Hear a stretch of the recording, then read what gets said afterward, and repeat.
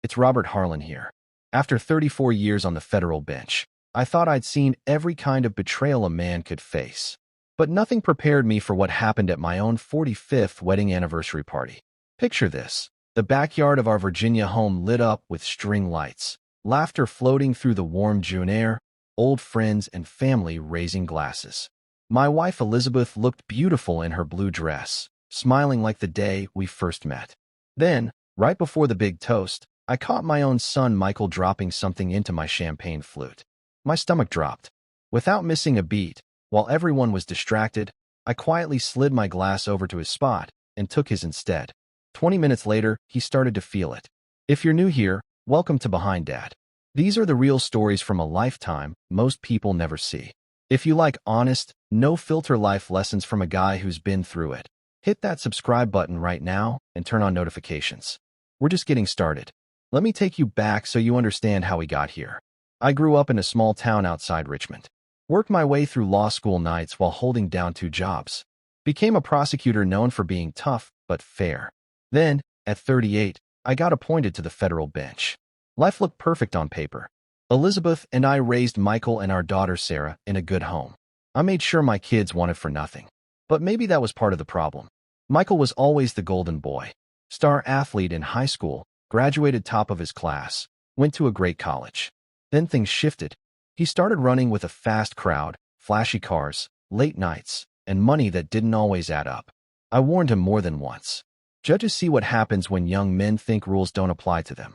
But he'd flash that charming smile and say, "Dad, I got this." The anniversary party was supposed to be our victory lap. 45 years of marriage, 34 on the bench, kids grown, grandkids on the way. I wanted one perfect night. Instead, I watched my son try to poison me in front of everyone I loved. As the party hummed around us, I kept smiling, shaking hands, telling old war stories from the courtroom. But my mind was racing. What was in that glass? Why would my own blood do this? I looked across at Michael laughing with his cousins, no guilt on his face. That hurt more than anything. Elizabeth squeezed my hand during the first toast. "We made it, Rob," she whispered. I raised my new glass, the one that had been his, and took a small sip just for show. The champagne tasted bitter now. Every laugh in the yard felt like it was hiding something. I had spent my career reading people, spotting lies in their eyes. Tonight, I had to read my own son. The evening rolled on. Music played, stories flowed. I watched Michael closely, waiting. And then, right around the 20-minute mark, I saw the first change in his face. Michael's laugh got a little too loud, then too quiet. Sweat beaded on his forehead, even though the night was mild. He loosened his tie and glanced at the glass in front of him, the one I had switched. I kept my expression calm, the same steady face I used in court when the verdict was about to drop. Inside, my heart was pounding. I excused myself from a conversation with an old colleague and walked over casually. "You all right, son?" I asked, keeping my voice light like any proud father would. He looked up at me, eyes already glassy. "Yeah, just feeling a little off. Probably drank too fast." I nodded like I believed him, but I knew better. I had seen enough drug cases over the years to recognize the signs. Whatever he dropped in my drink was hitting him hard. Part of me wanted to grab him right there and demand answers. The judge in me wanted justice. The father in me was breaking. Instead, I guided him toward the house. "Let's get you some water." Elizabeth gave me a concerned look as we passed. I just smiled and mouthed, "He's fine." I didn't want to ruin the night for her. Not yet. Once inside the quiet kitchen, Michael slumped against the counter. His breathing was getting shallow. "Dad, I don't feel right." I stood there, arms crossed, looking at the boy I had raised. The boy I taught to throw a baseball. The boy who used to fall asleep on my lap during Sunday football. And now he had tried to take me out on the biggest night of our family's life. "Tell me what you put in the glass, Michael." My voice was calm but firm, the same tone I used when witnesses were about to crack. His eyes widened. Even through the haze, he realized what had happened. You switched them?" I didn't answer. I just waited. That silence always worked better than shouting. He started breathing faster. "It wasn't supposed to. Dad, I'm sorry. I owe some people money. Bad people. They said if I didn't handle it tonight, they'd come after the whole family." I panicked. I thought if you were gone, the insurance and the estate would cover everything quick.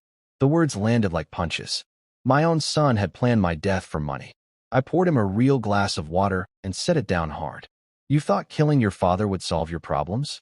He started crying then. Ugly, scared tears. The drugs were making him honest in a way money never did. He told me everything. Gambling debts, shady investments, threats from loan sharks who didn't care whose father was a federal judge. He saw me as the solution instead of asking for help.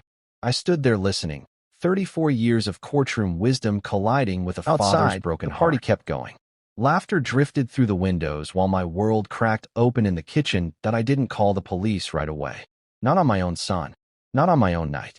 Instead, I made him drink the water, wiped his face, and walked him back outside like nothing happened.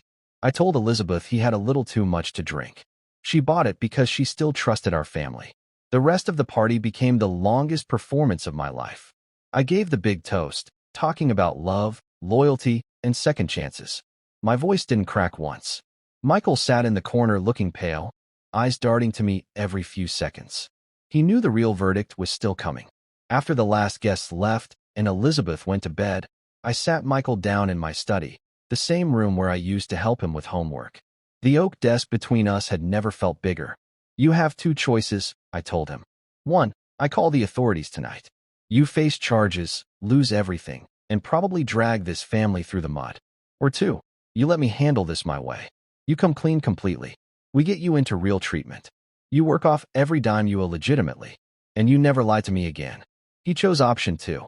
He cried harder than he did as a child. Told me details that made my stomach turn, how long he'd been planning it, how he justified it in his head. I thought you were invincible, Dad. You always fixed everything. That one hurt the most. I didn't sleep that night. I sat on the back porch where the party lights still twinkled, replaying every moment of raising him. Where did I go wrong? Did I work too much? Give him too much? Not enough? By sunrise, I had a plan. I called in every favor I had. Got Michael into a tough but private rehab program starting the next day. I paid off the worst of the debts myself with strict repayment terms, and I told him if he slipped even once, the deal was off and I'd turn over the evidence I quietly collected from his glass. The next few months tested every bit of strength I had left. Michael fought the program hard at first. There were angry phone calls, tears, and moments I almost gave up. Elizabeth eventually learned the truth in pieces. It nearly broke her, but she stood by us. That's the kind of woman she is. I took time off the bench, first real break in decades. Spent days walking with Michael, talking like we never had before. He told me about the pressure he felt living in my shadow. I told him about my own failures and fears. For the first time, we saw each other as men, not just father and son. Slowly, he started changing. Got a real job. Started paying me back every month like clockwork. The charming smile came back, but this time it had real character behind it. One evening about 8 months later, we were sitting in the same backyard. No party lights this time, just 2 chairs and a couple of cigars. Michael looked at me and said, "Dad, I still can't believe you switched those glasses. You saved my life by risking yours." I took a long puff and smiled for the first time in a while. Son, I spent 34 years judging strangers. That night, I realized the hardest person to judge is your own child. But the most important thing a father can do is choose love even when it hurts. We sat in silence after that. The kind of silence that heals. Today, Michael is doing well. He's engaged, working steady, and calls me every Sunday. We still have work to do, but the foundation is stronger than it ever was. I'm back on the bench now with a different perspective. I see defendants differently these days. Every troubled kid reminds me of that night in the kitchen. If there's one thing I want you to take from this story, it's this. Family can hurt you deeper than any stranger, but they can also redeem you in ways you never expect. Don't wait for the perfect moment to fix what's broken. Sometimes you have to switch the glass and face the truth head on. What would you have done in my position? Drop your answer in the comments. Have you ever faced betrayal from someone you loved? Share your story. I read every comment. If this story hit you in the heart, give it a like, share it with someone who needs to hear it, and subscribe for more real stories from behind the dad life. We've got plenty more where this came from. This is Robert Harlan, signing off. Stay strong out there, folks. Family is worth fighting for. See you in the next one.